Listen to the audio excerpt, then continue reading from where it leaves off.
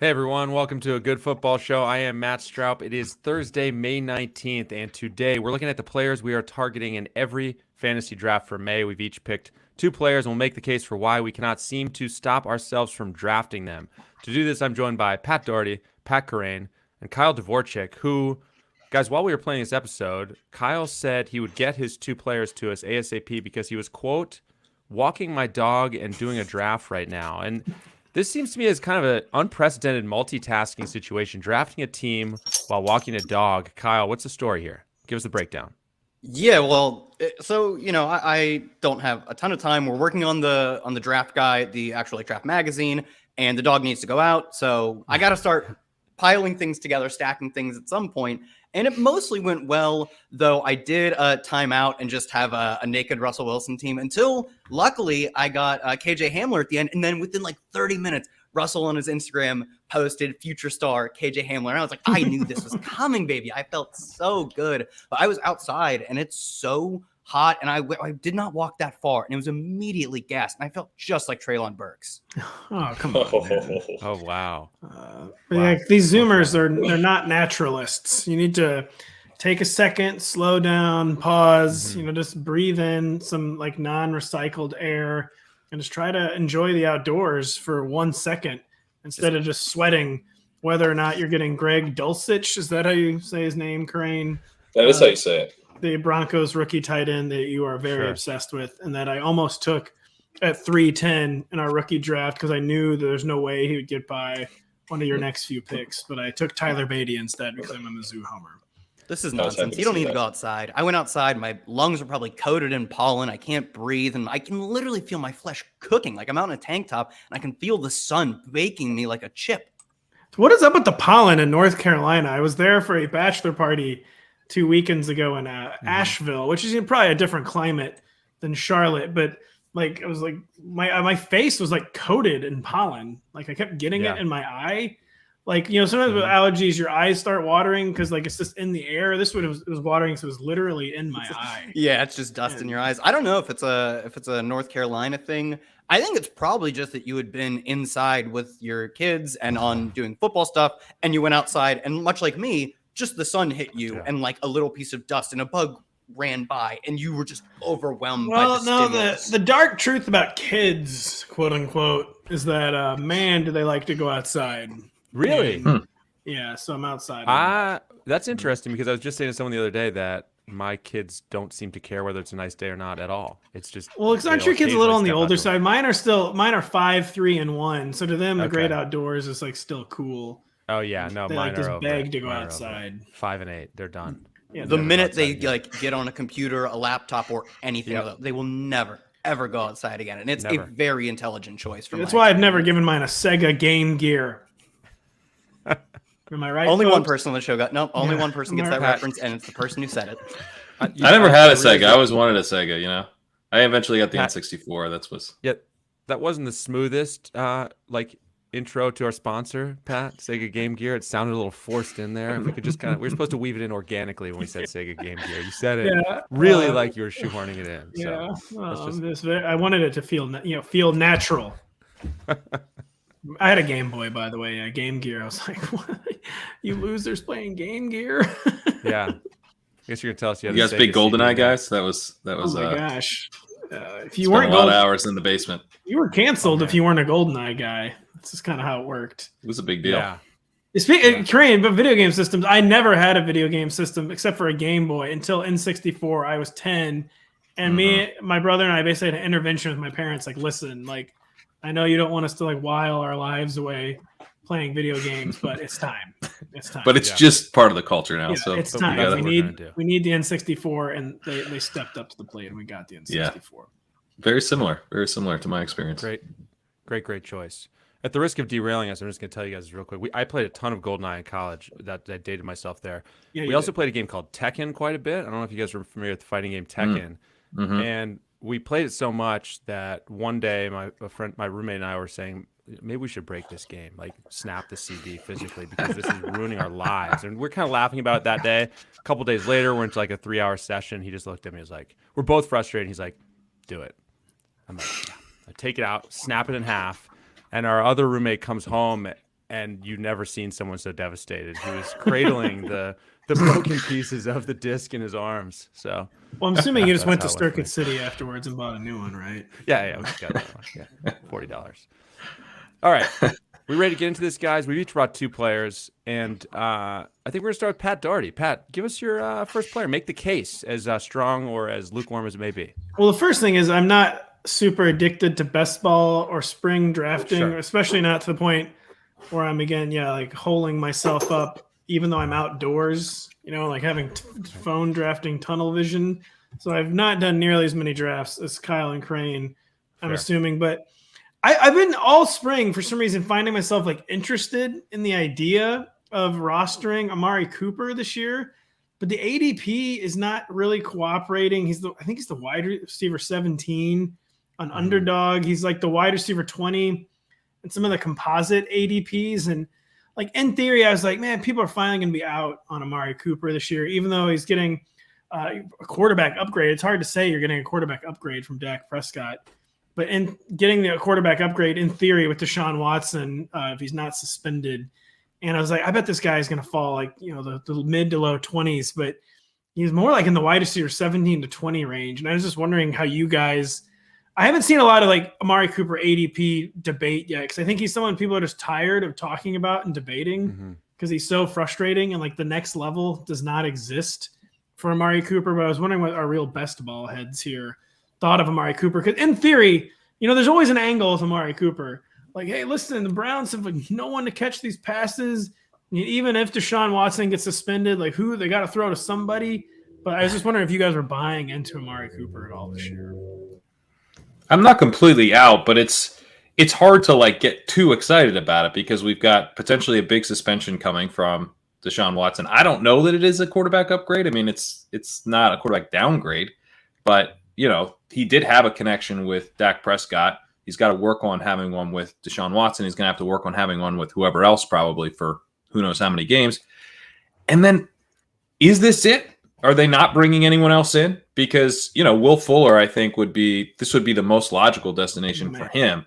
And that might change things, fairly considerably. So it's like, I don't think you want to be completely out on him right now, but it's tough for me to get like super excited, kind of pounding the table for Amari Cooper with this level of uncertainty. Kyle, yeah, I didn't know if you best ball freaks would be like leaning into this situation or what. But Nah, I'm glad you guys are keeping proper perspective and like finding just don't ever get excited about Amari Cooper. Yeah, you don't have to get down on him either. Like the market can have him priced properly because we have we have a pretty deep catalog on who Amari Cooper is. He's in a good situation, but he's also been in good situations in the past. He should have a good quarterback. There's some uncertainty there, and the target competition should be weak, but who knows? So I think the market's probably fair on him. I'd even think looking at Underdog ADP, there are at least a few players going behind him. Jerry Jeudy, I'd consider probably taking over him.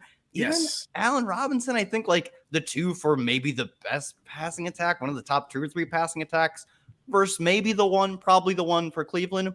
I still think I'd take Allen Robinson over him. So maybe I'd probably end up getting him like you. I'm a little surprised where the market is. He's not going crazy high, but there are a few players after him that I'm more excited for. No discount whatsoever, basically. Yeah, exactly. There is a little bit of a discount on Nick Chubb, which I've noticed that. Yeah, Chubb's always going like at the like 202 or something, and I'm like too expensive. But you can get him at the kind of the 2-3 turn now. And if you think about first of all, Chubb he's just so good that he always kind of has contingent value in a weird way. Like if Kareem Hunt gets banged up again or whatever, he can actually catch passes in a Jonathan Taylor kind of way. And then obviously, depending on when the suspension falls, like if Watson's suspension is early in the season, Chubb could be a guy who's absolutely crushing down the stretch if the offense is clicking in Cleveland. So getting him at a discount has actually been really nice. That's kind of how I've been attacking the Browns. Yeah, Pat, why didn't you go with Nick Chubb, man? That would have been. Well, it's interesting that Kerrane mentioned Chubb because that he's noticing it in the draft too. Because I've noticed it just like perusing other people's rankings. Like a lot of people aren't even ranking him as like an RB1 this year. And like I get it. It's kind of similar to Amari Cooper in some ways, where like there's like not another gear for Nick Chubb. Known quantity. Yeah, he's exactly. There's not unknown upside with him. There's not any like untapped potential. He is like at his ceiling. but like his ceiling is still like the best pure runner in the NFL, basically, and just like such a set and forget 2-down running back that I feel like maybe we've like taken. I in general, like if I'm breaking ties, I'm always gonna bet on like the unknown upside. Like this is kind of like the drafter I am, but like I think we've like taken it a little too far. The fading with Nick Chubb, I've noticed. But isn't there some unknown upside with Nick Chubb, or like he's been blocked by Kareem Hunt for much of his time in Cleveland, but he's been okay as a receiver. He's not like a total nothing as a receiver. So like things have to break right for him to get used as a receiver this year. He probably won't, but that's like maybe a little tiny dose upside. And speaking of Amari Cooper, quickly, and that ceiling we used to dream of, it felt like Amari Cooper was going to be like 25 years old forever. He was always the guy who was younger than we thought he was, but now he's like almost 28. So it does feel like that ship. Matt, do you know what I noticed the other day? Do you guys know how old Sammy Watkins is now? 29. Not 39. He actually is 29. Like the man who was going to be 23 forever is now 29, and now he just spends like. He got caught in a team meeting the other day, just like looking through lawnmowers online. What? And so he's settling into middle age. It's quite sad. Do you guys know how old Juju is? I was going to say in 9 years we'll look back and Juju will be 32. 26? 25. He's 25. What he turns 26 in season. Isn't that nuts? That actually does not seem possible. Wasn't he like? He was absurdly young when he came into the league. Obviously, he's 20. He was, yeah. Do you guys know how old Taysom Hill is? 43. 32. Yeah, turns 32 in August. Taysom was like the classic, like however old you're guessing, you are not guessing old. Developmental 30-year-old Taysom Hill. I think people have finally realized like you think you're going high in Taysom Hill, then just add 3 more years, basically. Well, didn't the Browns take Brandon Weeden when he was like 27 years old? He was 27, yes. Yeah, Brandon Weeden. I don't see how that franchise has languished in failure so long. I just don't get it. It's very, very hard to figure out, isn't it? We should do an entire segment, one of these off-season podcasts of how old is he? We should do a full-blown trivia segment. He almost just did. Yeah, I did. Well, that was the light version. That was the soft launch. All right, Kerrane, 45 minutes next time. Kerrane, you're up next. Who's your first player? My first player is Travis Etienne. He's one of these running backs who goes in a range in these drafts that you can kind of do anything with. Like if you want to basically go zero running back, you got a late pick. You can get him in the late 5th round. So, maybe not technically a zero running back drafting a running back in the late 5th, but kind of like Miles Sanders a few years ago when he was a rookie. You get him in that range. You can often find like a breakout running back type in that late 5th range.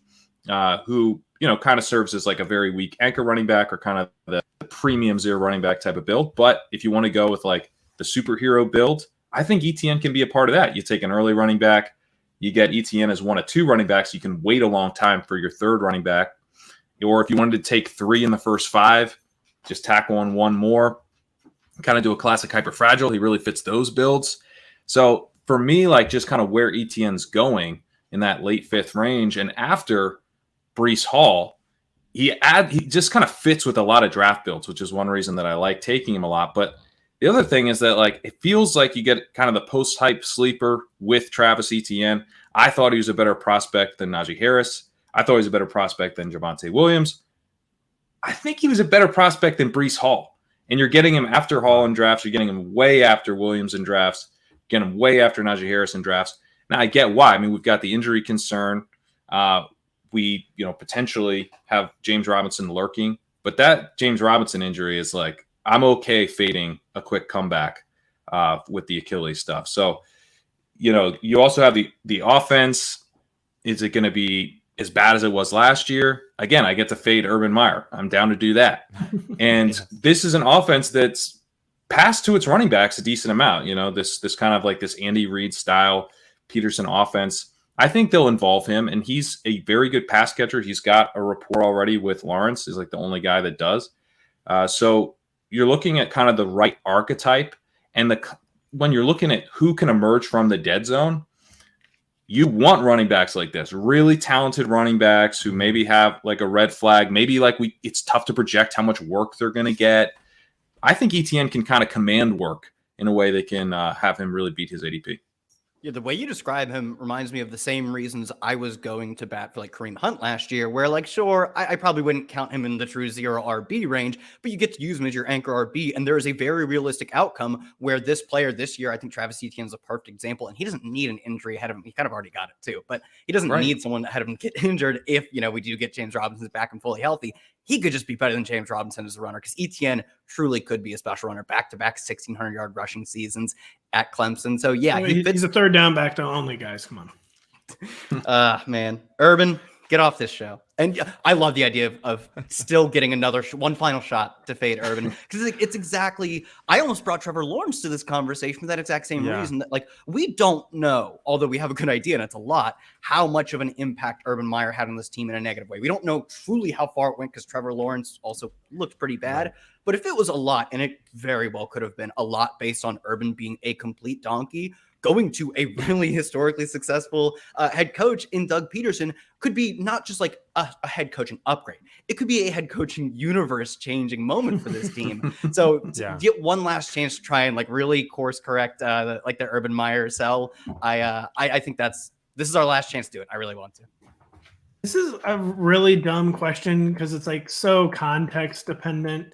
But Kerrane, when you were talking about Travis Etienne, it had me thinking of like another guy, kind of like risky guy who didn't play last year, and J.K. Dobbins. And I just think when I ask you, who do you think is a safer pick in 2022, J.K. Dobbins or Travis Etienne? Like what's like your initial like gut answer? My part of my answer is like, can an injury guy remind me how bad the knee injury was for Dobbins? Because I think, probably the big thing is like the injury recovery is like your biggest question, but probably Dobbins is safer if we're throwing that out, because we know that we know exactly how he's going to be used, and we know that they want to get back to using Dobbins and Lamar Jackson more in that efficient running game, kind of get everything back clicking.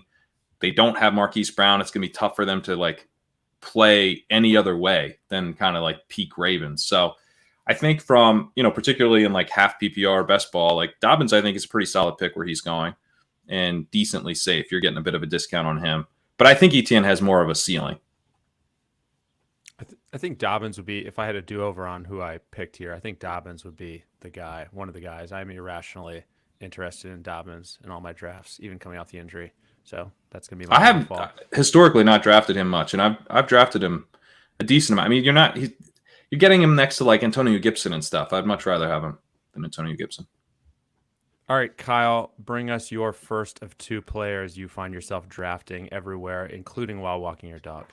Including while walking my dog. I think this is literally a player I drafted. I didn't get both my players today, but I did get one of the players, David Njoku. I mean, like, David Njoku is really good and going surprisingly late for a player who I think by all accounts, everyone would generally agree he is supremely talented. And we see it in all of his efficiency metrics. He was 11th in yards per route run, 5th in yards per target last year. He's a tight end who can actually, at least as far as tight ends are concerned, push defenses downfield, make big plays as far as tight ends go. He's not Will Fuller, but he's in Dalton Schultz, I'd assume. So he actually was 11th in ADOT among tight ends last year. And there, as we talked about previously, is a void of targets on this team that will have to be filled by someone. Like, sure, they could bring in like a Will Fuller, but like how many games are going to get out of a Will Fuller they bring in?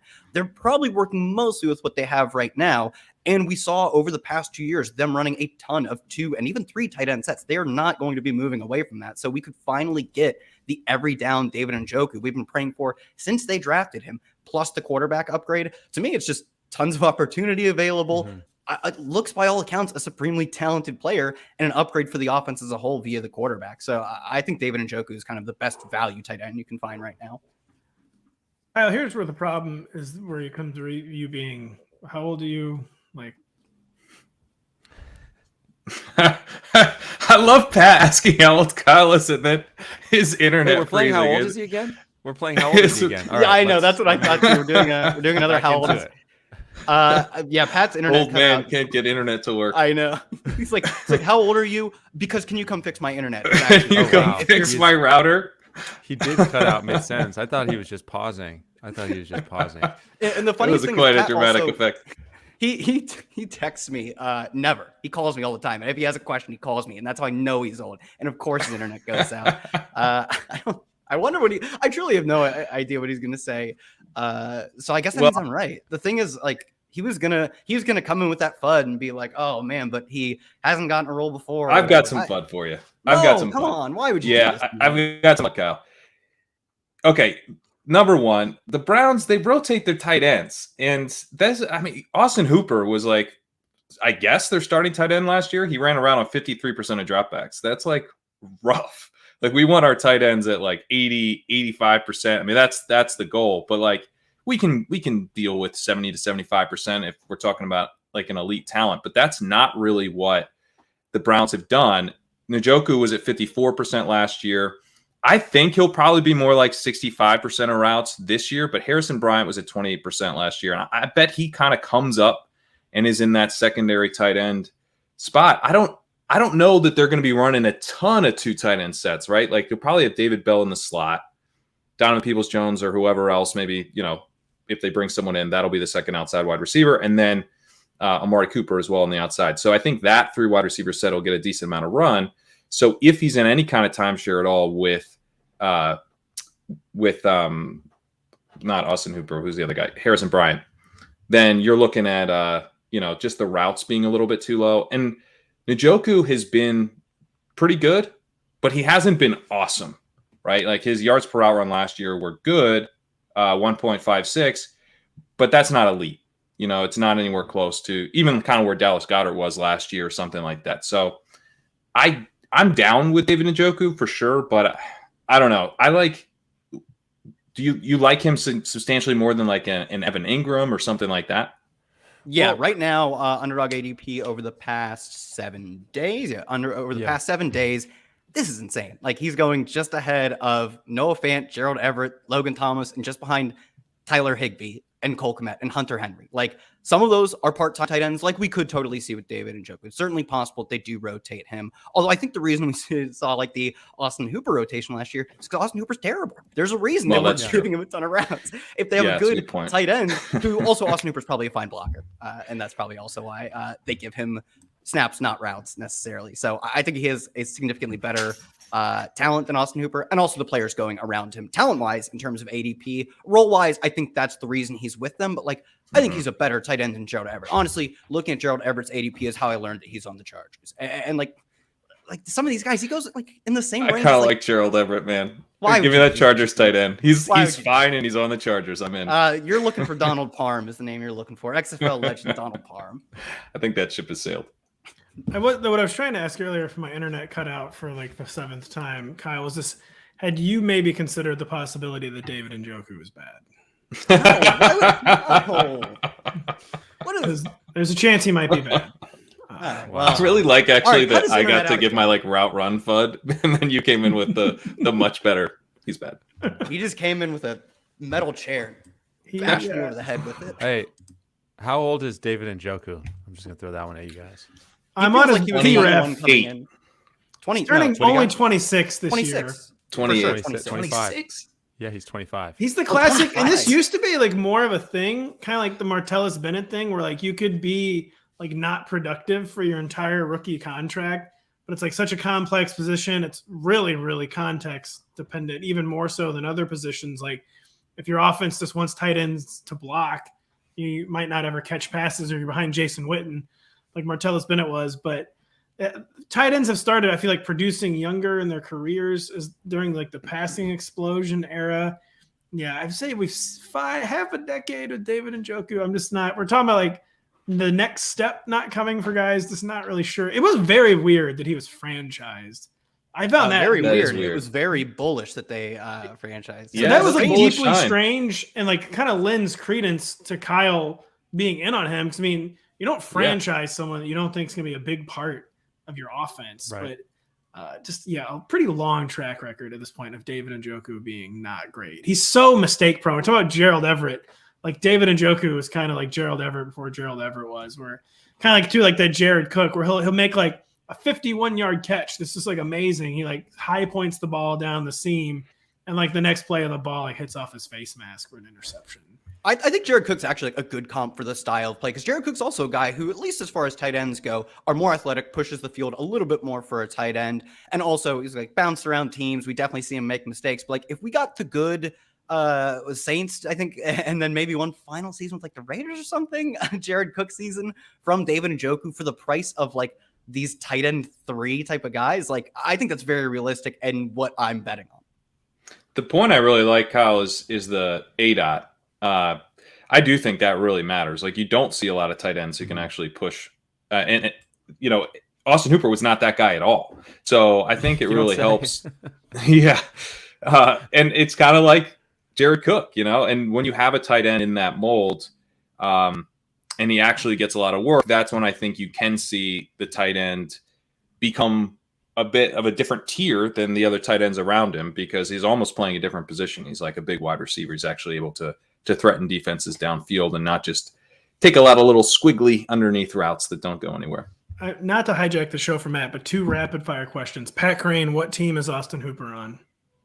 Austin Hooper is on the Tennessee Titans. Kyle Dvorchak, what team is Hayden Hurst on?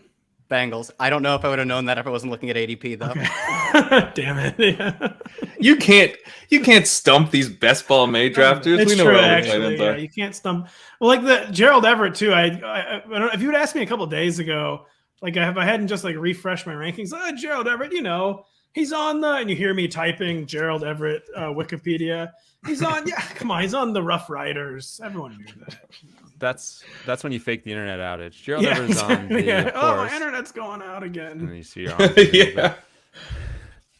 All right, for my first player, I'm going to go with the guy who, when last we saw him, was hauling in a playoff record 4 touchdown receptions, had 201 receiving yards in that game. That's, of course, Gabriel Davis, who I really want to bring this up just to ask you guys what you think of his ADP at the moment, because last I checked, he was around 56 on Underdog. So I guess throwing this your way first, Kyle, I mean, how interested are you in Davis at or around that ADP? Does that feel about fair? Does it feel low? Does it feel high? What are your expectations? That feels about right. He actually looks like he'd be at like the end of a tier of players for me. So if I'm not getting Gabriel Davis, I don't know. I'd be taking a wide receiver shortly after him. Like after him is going like Juju, Michael Thomas. I do like Rashad Bateman. That might be the one exception. Then like Brandon Cooks and Darnell Mooney. A lot of guys who I don't really know if they can have these catastrophic breakout seasons where like the number 2 for Josh Allen can have a catastrophic breakout season. And we even saw last year, Stephon Diggs started catastrophic usually implies bad. I don't think that's the word you want. I like it. We're changing. We're changing the game. He's having a breakout season and like steps on a mine or something. Catastrophic for who? Yeah. Anyway, for people who don't draft him, for the faders. Okay, well, The haters, the doubters. Yeah. I like But it. also, we saw Stephon Diggs look a little less Stephon Diggsian last year, which was interesting. We actually saw that with a few of the sort of middle 28 type of receivers like DeAndre Hopkins. So if we are looking at not a pure 1 and a gap to 2 situation in terms of the Buffalo target share, if it's a 1A, 1B, that really leaves a room for upside. I like this one a lot. Go ahead, Bet. No, you go, Kerrane. Well, I mean, obviously we know the playoff explosion was massive, right? And you don't want Catastrophic, to some would say, but it was I catastrophic Absolute for the catastrophe. Chiefs defense. It's catastrophic, yeah, for some people. Yeah. But it was like, how much do you weight that, right? Because, kind of recency bias thing or whatever. But if you look at his entire season, he had 2.03 yards per route run, including the playoffs. But, you should include the playoffs. And, I mean, that's a really good mark for a second-year wide receiver. And the promise of Gabriel Davis, he was an early declare wide receiver who had a breakout season in college and day 3 guy. So immediately you're like, it's a low probability that he ever gets a shot. But when you have that type of profile and you do get a shot, and then you post a sophomore season over 2 yards per route run, and you play with Josh Allen and Stephon Diggs is maybe declining, yeah, there's some upside there. In Kerrane, it's not just the sophomore season. Like he forced his way on the field as a 4th-round rookie. Like you say, coming out of like a not a typical like football powerhouse school too. Like the fact that he was so good that he forced himself on as a day 3 rookie. What was a pretty skilled offense. And like you said, he was kind of like weirdly faded by the Bills coaching staff for a while last year. And then once they finally like gave him the snaps again, he just went nuts again. And the way I keep coming back to like the 8 catches for 201 yards and 4 touchdowns, in the divisional round. It's like, would I rather over-interpret this or over-fade this? And maybe you over-fade it if it was like the lone data point. But again, it's like it was like a series of data points for me where like anytime you give Gabriel Davis an inch, like he takes a mile basically.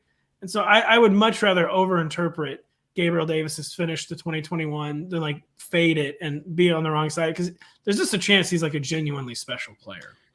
The ADOT stuff comes up here again as well, where he had a 17.4 ADOT as a rookie, just a true deep downfield guy, kind of a Marcus Valdes-Scantling level ADOT there. And then it was 15.3 last year. Again, very much like a true deep threat. But to your point, Pat, they were playing Emmanuel Sanders like in that exact role, and it was going so bad. Like so just poorly. Like air yards to nowhere, just Emmanuel Sanders, I mean, at one time was a very good player, but he was like, 34 last year? It was really weird that they were using him over Davis in a downfield role when that's what Davis was best at in college. That's what he's been as a pro. So he's getting, I think, that Emmanuel Sanders role from the jump this year. It could be really exciting to see him, dominating those downfield targets. I want to quickly bring up the guy you mentioned, Kyle, Rashad Bateman. So that if that's a debate we're having, what's your case for Bateman over Davis? I'm curious, because Bateman is another guy considered bringing to the table here.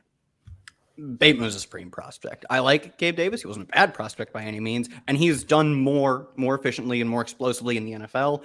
But our prior on Bateman should be very strong. He was a very good prospect, just incredible dominator rating, playing at a Power 5 school, and then great breakout age. And then he gets on the field as rookie. He doesn't do a ton with it. He was actually not particularly efficient, but he at least didn't completely flop, right? He got on the field, wasn't benched, and he was also banged up. He missed like all of training camp, so he didn't even get a regular offseason for himself. Now he gets potentially wide receiver 1 role. It's really if he doesn't get wide receiver 1 role, it's a very bad sign because their depth chart is incredibly thin. So really, he's kind of gifted the wide receiver 1 role, just has to not completely flop. And it's a passing attack that has been generally efficient. Although they don't pass a lot, his share of the pie should somewhat make up for that in the difference between him being his team's number 1 receiver versus Gabe Davis on a more pass-heavy attack, probably still the number 2 receiver. So I think leaning talent and situation, I would go Rashad Bateman, because I think the ceiling is number 1 wide receiver on a 35 touchdown team. The efficient Lamar Jackson, even if it's not 5,000 yards, you get a lot of touchdowns out of Lamar Jackson. If you can be that guy's number 1 receiver versus the number 2 on Buffalo, I still think I lean towards the number 1 for Lamar Jackson, but it's a debate. I think they're both kind of undervalued given their general upside getting there in different ways.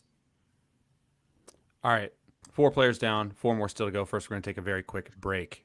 This is a reminder that if you don't have the NBC Sports Predictor app powered by PointsBet, go and download it now. The contests are free and easy to play, and you have a shot to win thousands by predicting what will happen in the NBA playoffs, Premier League, on the PGA Tour, and NASCAR circuit.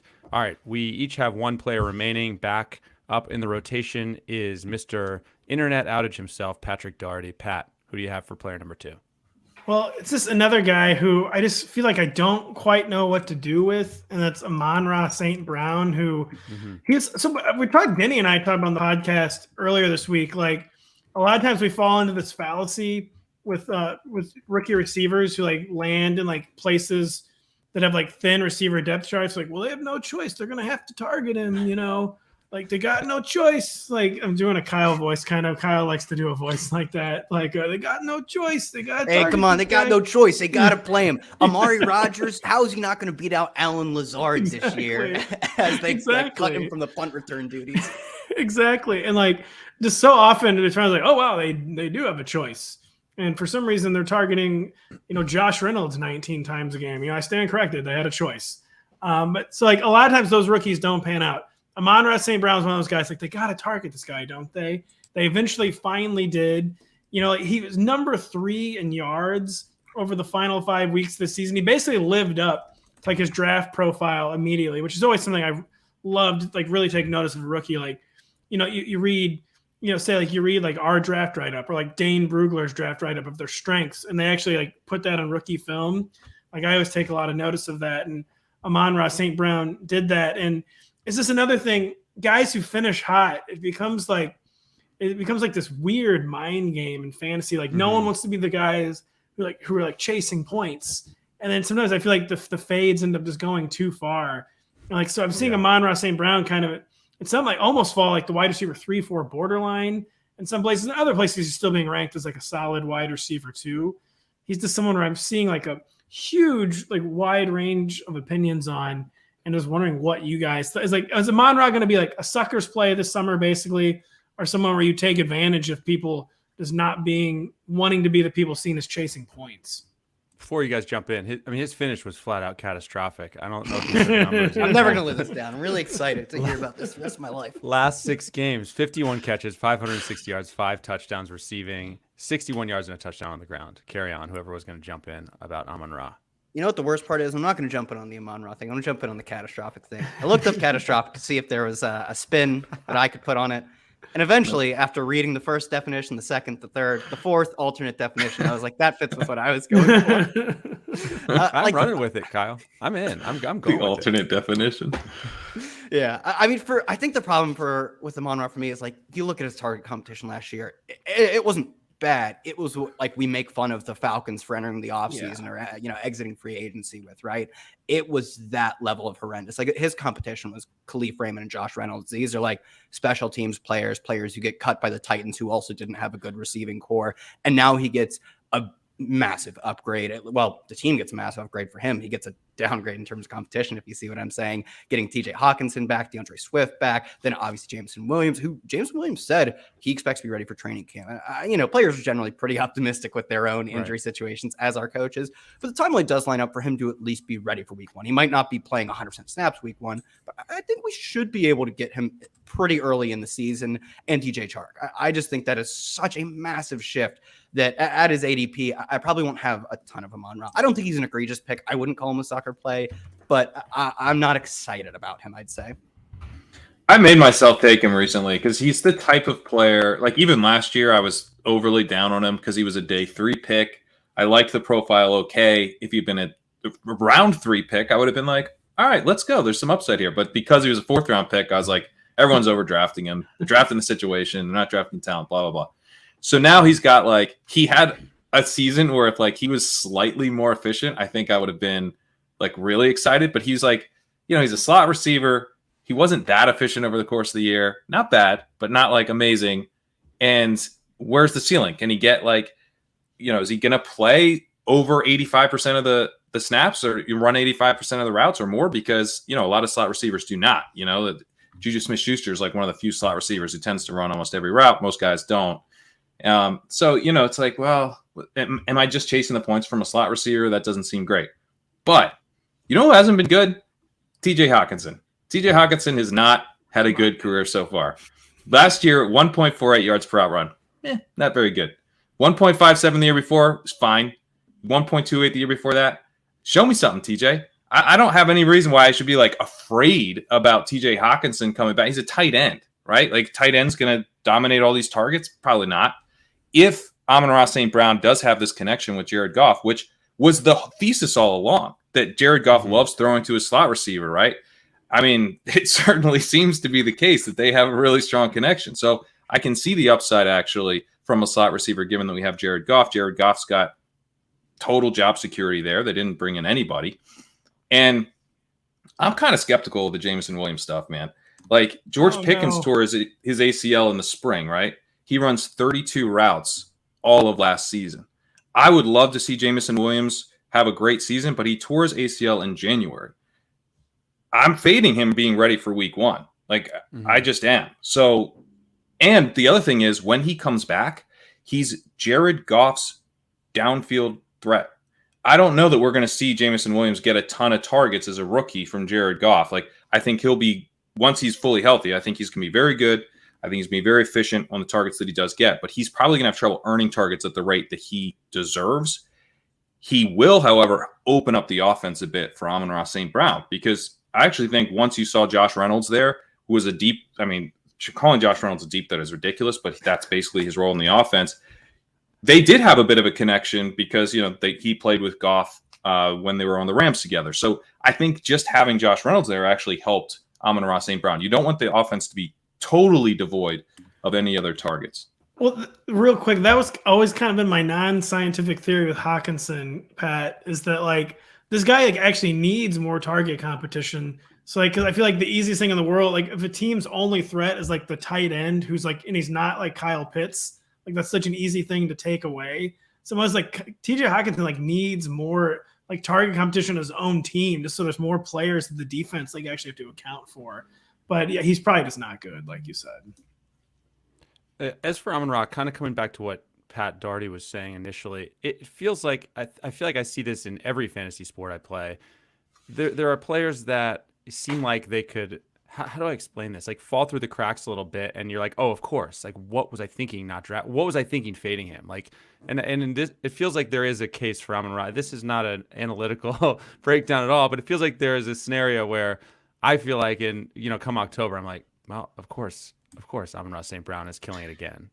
Second year player, flashed as a rookie, strong connection with his quarterback, number one option on his team. And it was fifth in receiving over the final 5 weeks of the season. I don't like him for whatever reason. I definitely have a bias against him, but I like literally made myself take him in a draft because I agree with you, Matt. I could see us just being like, everything I look for, he had, and I didn't draft him. What's wrong with me? It reminds me of Terry McLaurin, where like one really good rookie season, I'm like, I don't know. I didn't like him coming out. I'm not going to worry about it. I won't think about this. Where like it's a measure of your willingness to adjust your priors. And when you look at how good he was like down the stretch, obviously he was just completely incredible. All right, player number 6, and it is a rookie receiver. Kerrane, give us your second guy. He's already been slandered in this podcast, so I'm very happy that I get to talk about Treylon Burks, who, this crazy world that we live in. The guy leaves a Friday practice in May and his ADP drops. Scoop it up. Scoop up the value. He had a full practice on Saturday. He's fine, guys. Oh, no. He had to breathe from an inhaler one time in May. He's going to be a bust. Have some courage. Draft for upside. This guy has no target competition. None. I mean, this is like Bears level. This is Lions level. Before Amon-Ra broke out. I mean, there's nobody here to compete with him for targets. He's a first-round pick, great college profile. You can nitpick some stuff about, how he was schemed targets and things. I think he's probably going to get schemed some targets this year. I think it'll be fine. I think he's probably going to be playing a lot on the outside because they need someone on the outside, which is something that, as a slot receiver in college was not assured. But I think the Titans' landing spot for him is great in terms of him being able to play outside, X-wide receiver, getting a lot of play action stuff. I think he's going to have a yards after catch opportunity. And you're getting a little bit of a discount with him. He's falling more into like the 7th round, going after guys like he's going after Darnell Mooney, right? Which is the same play. It's like number one option with no target competition. But instead of getting an undersized third-year wide receiver, you're getting this really talented rookie where we don't know how high the ceiling really could be. It could be quite high given his size and given his college production. Kerrane, the only thing I'll say about the Treylon having to leave practice is like the fact that he left a practice in May, like you said, doesn't bother me like whatsoever. I mean, like that happens to almost literally every rookie. Like they can't finish a practice at some point during the summer. The only thing I think does give me pause, which I told Denny, is that it might be like the exact wrong coaching staff for that to have happened. Because it feels like Mike Vrabel, like when he turns hard. And like Mike Vrabel's first impression of this guy, like this guy's sucking air. I mean, this guy literally needs his inhaler in his first practice. Like, I don't know, man. And I do worry that like he's already like Mike Vrabel's like hates him already. But I agree, like in a vacuum, a guy not finishing a May practice means like quite literally nothing. I feel like probably and AJ Brown took a little while to come on. Right? Sorry, carry on. I was just gonna say it's the pollen in Tennessee, I think was probably the main issue. We know how it is. By the way, Treylon, sometimes you just gotta take that albuterol. I'm asthmatic, man. It's just don't let the haters hate. It's good that we found a way to comp Treylon Burks, the player we're looking to draft, to Pat Daugherty. Those are two guys. Yeah. My asthma is very well controlled. I haven't had to use my rescue inhaler in years, so yeah, you're not making me feel any better about Treylon. Treylon's just soft. By saying you have a rescue inhaler. It's just soft. Kerrane, I mean, cut but you off? Go ahead. You think about the difference in the situation from when AJ Brown got there, who did take a little bit to emerge, longer than we'd prefer, although, once he did, it was awesome. But like they actually had Corey Davis there. And at the time, Corey Davis is entering his 3rd season, hadn't been what we'd hoped, but had been okay. You're kind of like, they have nothing. So I actually think that as long as like he's probably got like another 4 days of inhalers before Vrabel can turn on him for real. And Kerrane, I was talking earlier about the principle, like how it ends up faulty. Sometimes like well, they just have no choice but to target this rookie. It's different when you're a first rounder too.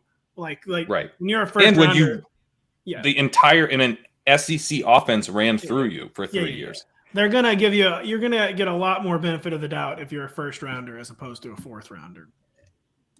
And what ballpark ADP are you seeing him at right now, Kerrane, after the inhaler situation, after the leaving the practice? I have seen him, like, you will find people who reach for him. I've seen him go, like, I think in the late 5th or early 6th, but I've gotten him in the 7th, and I like him in the 7th, mid 7th. If you get him in the late 7th, I think that'd be ideal. I got him after Sky Moore in a league, which we're all trying to find out who did this to Sky Moore's ADP. But, I think that's pretty nice. You get Treylon Burks after Sky Moore. That seems like value. Okay. More to come on rookie receivers in a second, and maybe we'll have an interesting comparison there. But, Kyle, you're up next. Look, I know I've been ridiculed on this show already, and I'm ready for it to happen again. In fact, I like it. It makes me feel good when you guys try and make me feel bad, because I'm going to keep drafting Clyde Edwards-Helaire until the Chiefs cut him. And that could even happen this summer. Friend of the show, Clyde Edwards-Helaire. Friend of the show. Did you guys talk to him at the Super Bowl or something? He's been on a good football show. Clyde Edwards-Helaire has appeared on this show. When? So. He's one of the Did you ask him why he doesn't catch more passes? Show. We actually did a Super Bowl week, and we got some. Just check it out. It was a great interview. We got some very frank talk from Mr. Clyde Edwards-Helaire. Don't tell us. I mean, definitely just tease it. Let's not find out what it was. Yeah. No spoiler. Yeah, come on, man. This is a lot of people have been waiting to watch this. So waiting. They really have been waiting, huh? They've had that tab open since February, so they just haven't gotten around to it yet. I feel better about it now. I think it aligns well, karma-wise, that we've had him on the show and I'm here touting him, because when you look at, we say this every year, and the thing is, I'm going to keep saying it, is the Chiefs are the perfect opportunity for a running back to emerge, and every year they get slightly worse on players that aren't Clyde Edwards-Helaire. Darrell Williams, I think, is actually a solid player. And a few years ago, Damian Williams looked like he could have been a solid player. It's just a friend of the show spiritually, Ronald Jones, behind him. And the thing we were most confused. You have to stop slandering my favorite players, guy. Yeah. The thing we were most concerned about with Clyde Edwards-Helaire was the fact that Darrell Williams kind of seemed like he was just the team's pass catching back. Now, no Darrell Williams, and they didn't bring back Jerick McKinnon. It is very clear that Ronald Jones is not a pass catching back. I actually like Ronald Jones as zero RB home run hitter, maybe takes the field. But we like Clyde Edwards-Helaire because he can finally do the thing that he was drafted to do, which is catch passes. And it also aligns philosophically with what the Chiefs have chosen and / been forced to do, which is keep compressing the offense to shorter stuff. I still don't think they're a dink and dunk attack by any means, but it does come closer to aligning with what we want from Clyde Edwards-Helaire, is just to be a guy who gets some of the carries on maybe the best offense in the league and a lot of the targets. And they lost 73 running back targets alone, and they are lapping the league by 100 targets overall lost this offseason. So plenty of targets to go around, even specifically to running backs. The offense is trending in his direction in terms of literally the ADOT going his way. And it's the one thing we thought he could do coming out of college well. So if not now, then never, and never is also still a possibility. Well, I'm going to, sorry, Craig, I'm just going to apply some the counterintuitive Hawkinson logic to the CEH situation too, where I think he's someone who could benefit from a smaller role. Or this has just been a situation crying out for a defined committee. And if Rojo can just not fumble every other carry this summer, he'll be the early down guy. CH can finally concentrate on being a change of pace and a great third down back. And I just feel like the smaller role could actually increase his fantasy value. So I got a little trivia game for us here. With running backs with 10 plus targets last year, among running backs with 10 plus targets, Ronald Jones finished running back 79 in yards per route run of 89 qualifiers. Not very good. Where did Clyde Edwards-Helaire finish? No. I actually knew that. Well, I'm assuming low because I know, didn't he average 6 yards per catch or something truly horrendous? If you tell me he's worse than Ronald Jones, I'm going to have an aneurysm. I'm going to say 65th. 83rd. I was going to say 82nd or 84th. I'll do 84th. Ugh. 78. He was one spot ahead of Rojo. Wow. One spot. He's better. He's better. I just don't buy him as the better. pass catching guy. He was in this LSU offense, man. He's a part of this Burrow offense. Yeah, he caught a lot of passes, but he actually did not have a good yards per hour run in college. Wasn't efficient. Hasn't been efficient at all since coming into the pros. I think he's at real risk of them bringing Jerick McKinnon back. If they bring Darrell Williams back, I think it's lights out. Like they have to add like basically nobody, and he's done. So to me, it's like he's just got that Antonio Gibson profile where you're worried about him getting boxed out from two different directions. Does he have goal line carries? Does he have receptions? Maybe he has neither. And you just don't have any upside if that happens to you. Boo. This is all fair. Like, there's definitely a chance he's just not good. In fact, if you look at him playing in the NFL, not good would be a pretty comfortable way to describe him. I will say with like playing on the LSU offense, obviously that is useful, but he also commanded targets on an offense that is just chock full of talent, which I think is at least, a step in the right direction. It's literally the best offense ever, arguably. And he commanded a very significant amount of targets for a running back competing with like future stars in the NFL. So although obviously it boosts his numbers, having any meaningful target share against that competition is probably also a good thing. But like his NFL profile suggests that it, Kerrane's totally right, that it was just a figment of our imagination because he got beat out for targets by Darrell Williams. It's not that good. I tell you, it was a figment of people's imagination with CEH being a top 5 running back in 2020. People are not going to remember that. Yeah. Or when they explain it, it was the pandemic year. No. Like the supply chain, things were just weird. Is that a whack? Yeah. Dude, remember when he got like 5, I think it was against the Texans on like the opening night or second week, and he got like 3 to 5 goal line carries and got stuffed on every single one of them. His first NFL game. Man, I'm still waiting for that regression to hit. I've been thinking back to that, that summer when the borderline delirium around CEH is like fantasy's like breakout guy, and just like it's so weird to be here in 2022. It was because of the times. I will say, not to slander our former coworkers, but all that summer, Josh Norris and Hayden Winks were basically putting him in the top 5, and I was basically like, I don't even know if he's good. And thankfully, I've been wrong a lot, but I was right about that one. He's also a friend of the show, though. I had the prize fight with Daigle, that podcast episode. I took Antonio Gibson versus CH, and I feel like somehow I won. There's only one guy that I could have won against. There are no winners. There was no winners there.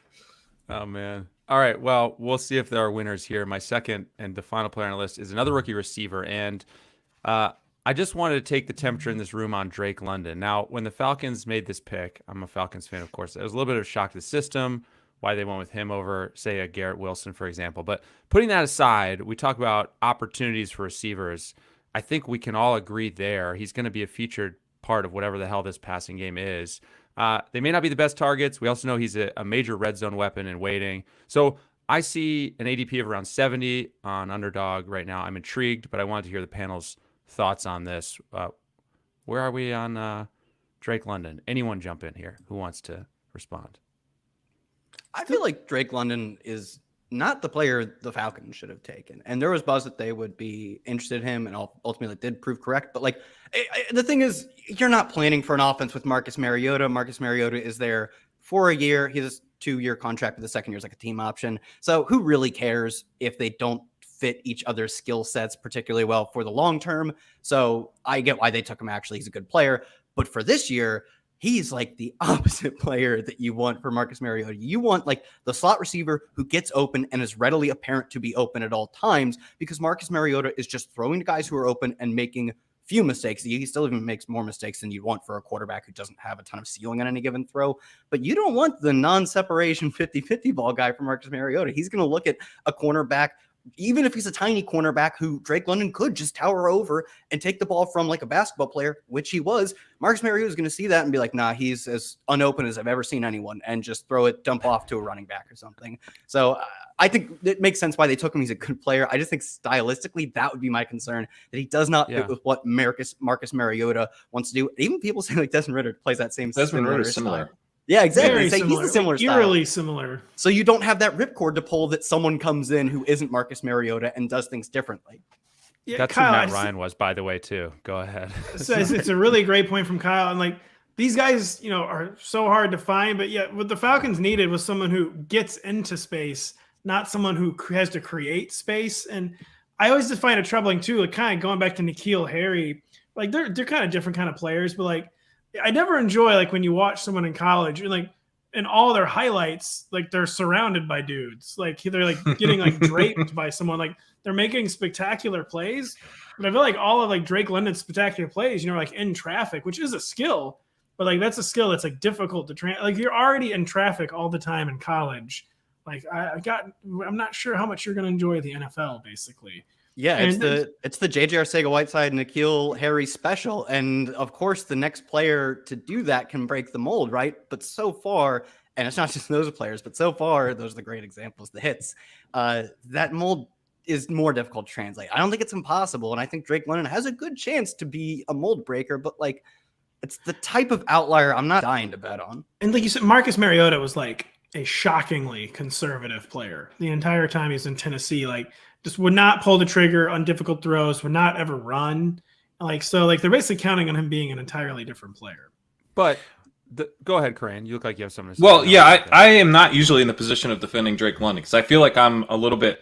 Well, I am. I'm further down on him than most of the rest of the dynasty guys. But I like him. I think he's a pretty good prospect. I feel like, yeah, it's not a perfect fit. You're not going to get kind of like he's got some sort of like Mike Williams type of, part of his skill set is similar to Mike Williams, I think. But part of his skill set is similar to like, Michael Thomas or like a Marcus Colston type, where you're going to be like a bigger guy who can get open underneath. People do really like his route running, kind of the former basketball player thing. Like he's not super fast, but he's quick and he can, position his body well. He's kind of he creates space. He's very savvy. Yeah, he creates space. He's like a subtle mover, and like he is different than N'Keal Harry, where he's like quicker and like more fluid than N'Keal Harry was in college. This sounds like the way you guys describe a player who's not good. He's not fast, but he's quick. He doesn't create space, but he creates space. He did. I'm serious. When I watched his film, he did remind me of like a power forward, like perfectly positioning himself for rebound, which is also good. But like Kyle said, also like kind of a red flag if like that's one of his strengths. Because again, if you're already power forward people in the Pac-12, not sure about the NFC South. It's not ideal, and I think you're going to potentially see him as a different type of player, maybe later in his career when he has a different quarterback. But looking at Corey Davis, who obviously didn't pan out as we were hoping he would. It's like the 5th overall pick, but he actually had an okay year as a sophomore with Marcus Mariota. Last year, Corey Davis had a 13.3 ADOT. He was at 12.4 the year before that, 12.9 the year before that. Those are all non-Mariota seasons. In his sophomore season, he had a 10.8 ADOT. And I think we'll probably see something similar from Drake, where we'll see him get used on a fair amount of wide receiver screens. We'll see him get used on like a lot of like slants underneath stuff.